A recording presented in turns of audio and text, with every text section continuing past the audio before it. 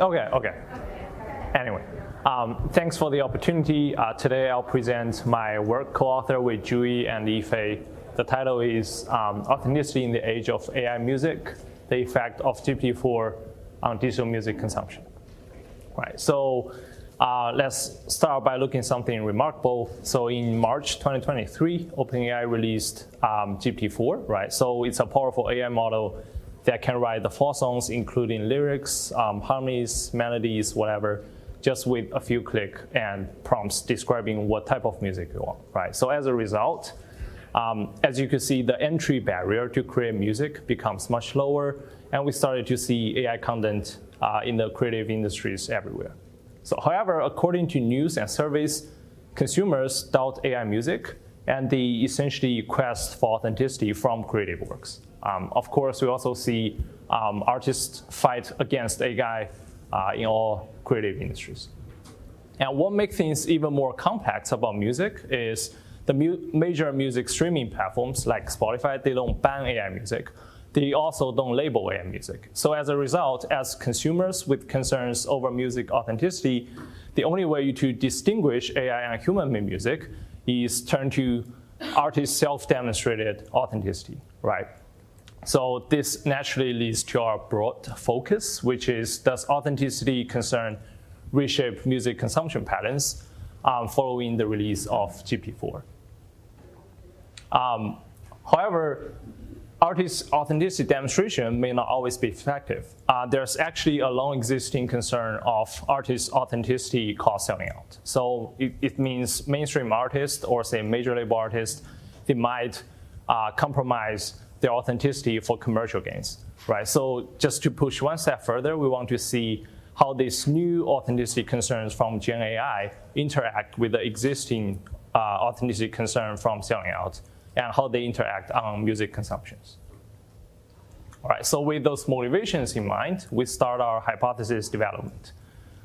Due to consumers' rising concern of authenticity since GPT-4's release, right? So consumers tend to prioritize authenticity when they choosing creative products. Therefore, we want to examine if an artist demonstrate their authenticity, whether they will be preferred by consumers and therefore receive greater music consumptions.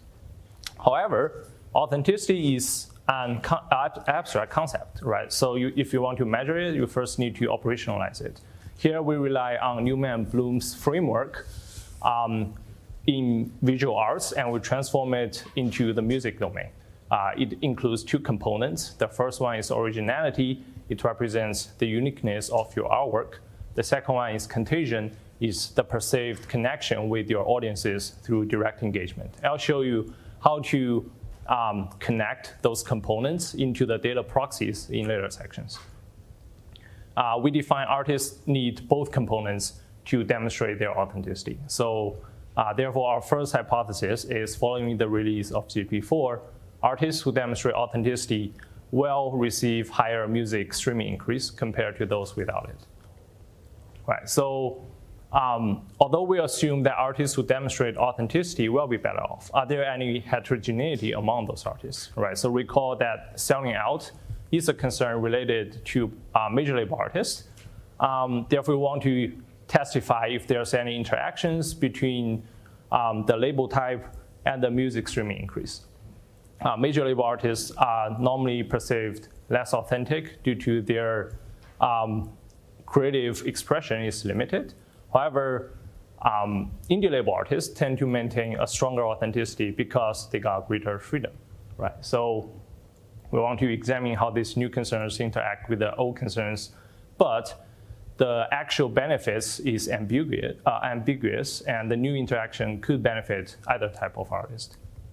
The first possible direction is that major label artists who demonstrate authenticity will receive lower music streaming increase compared to indie label artists, right? So we rely on expectation confirmation theory. Consumers expect indie artists to be authentic. Therefore, once they demonstrate their authenticity, it confirms the consumer's expectations and therefore lead to greater consumption, right? So this is natural.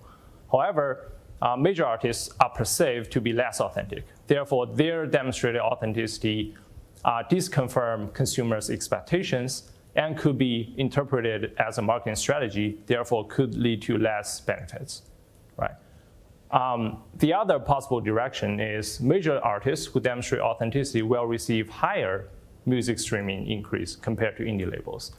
This can be explained through information asymmetry theory, because as we discussed before, label affiliations already provide some information on artist authenticity, with major label affiliation provides less useful information than indie label affiliation, right?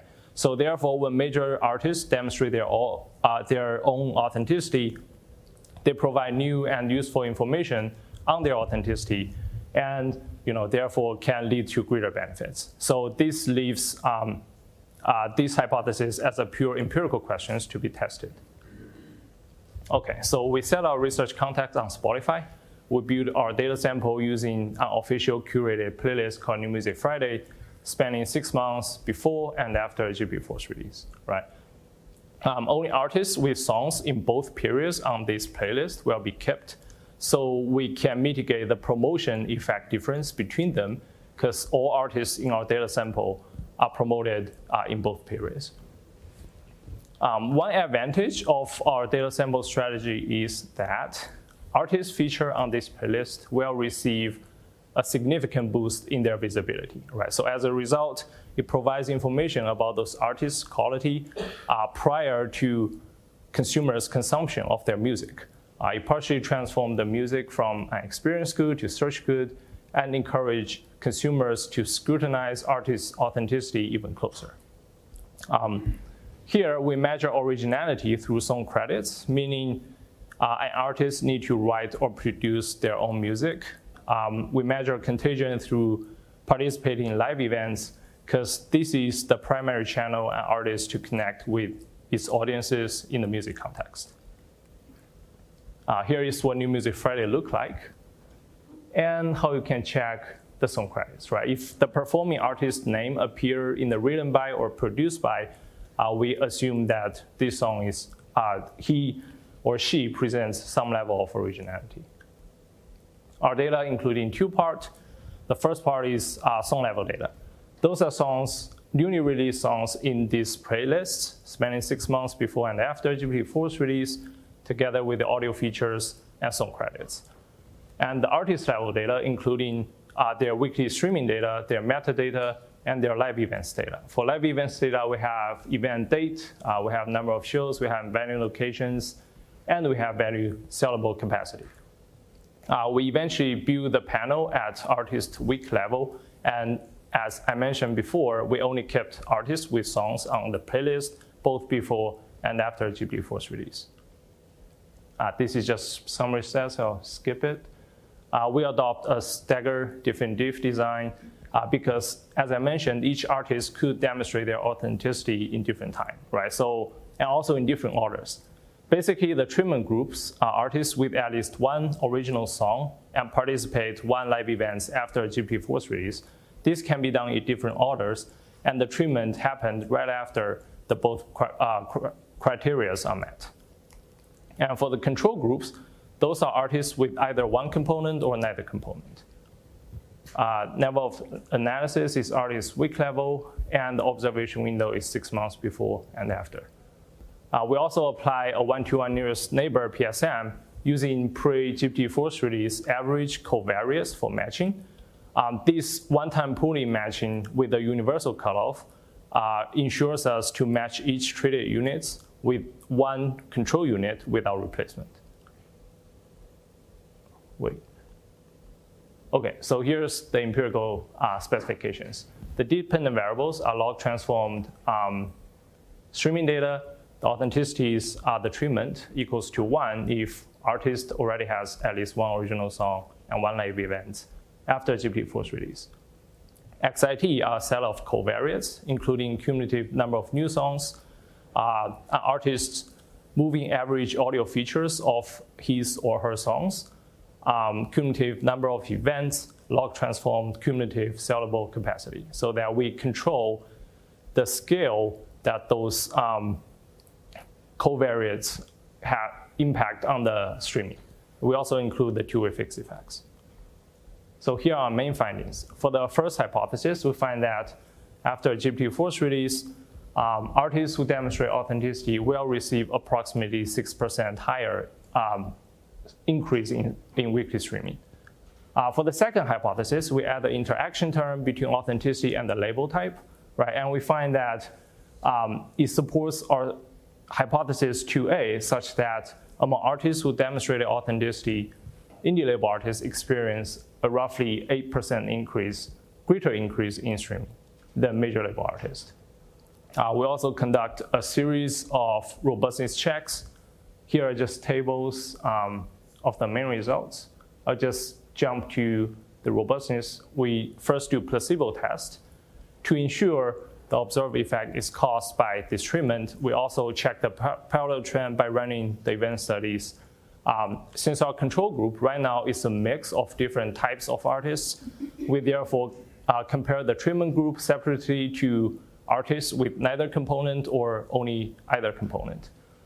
The last one is we exclude established artists who appear on Billboard in the year prior to 2022. Our findings are still consistent for even less well-known artists. Our paper made several contributions. The first one is we provide empirical evidence that authenticity can serve as a safeguard against AI threat, such that artists who demonstrated authenticity can receive a greater increase in music streaming. Right? The second one is the impact of authenticity varies due to consumers' belief about artists' creative autonomy, such that major label artists who are under selling out concerns could receive less benefits even if they demonstrated authenticity. The last one is we translate an authenticity framework from visual arts to music domain. And broadly speaking, our findings may be extended to other creative industries as well.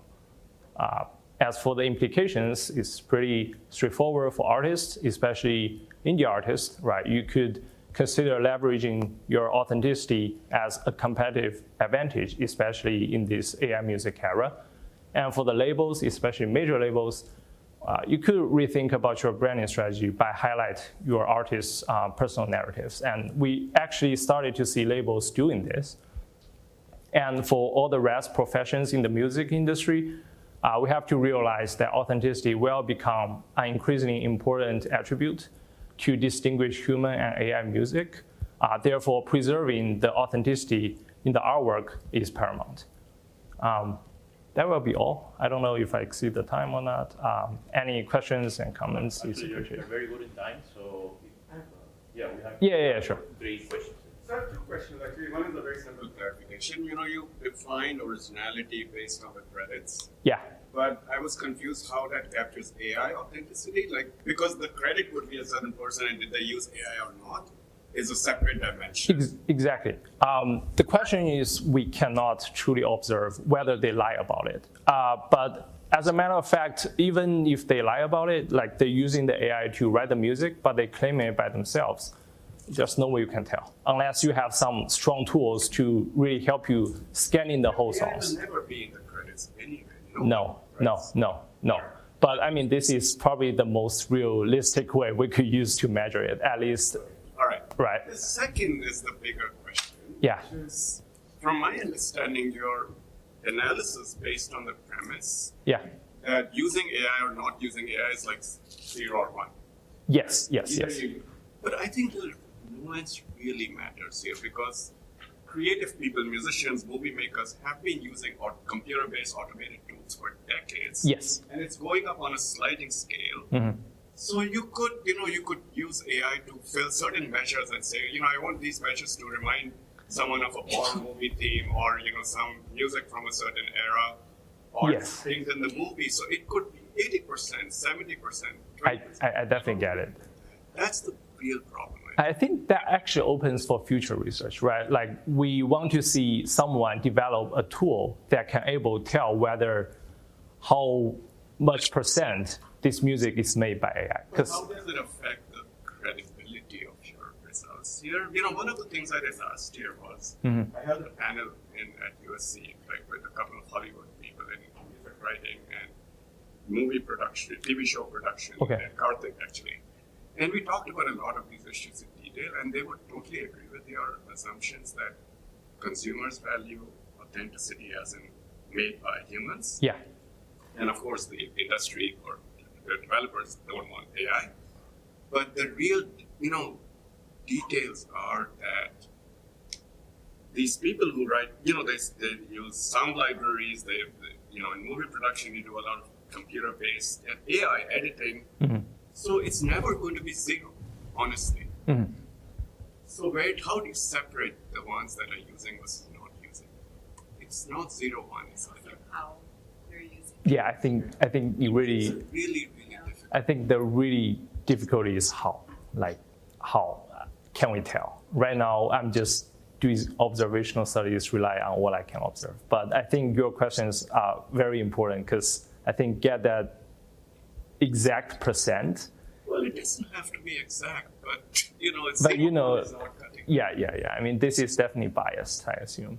I think the actual impact could be even greater if you can able to distinguish those artists who are even using it for minor share of their work, right? So Everybody's using it somewhere. yeah, at some stage, yes, I agree. I mean, this is definitely a challenge. I talk about people about this, and people raise same questions.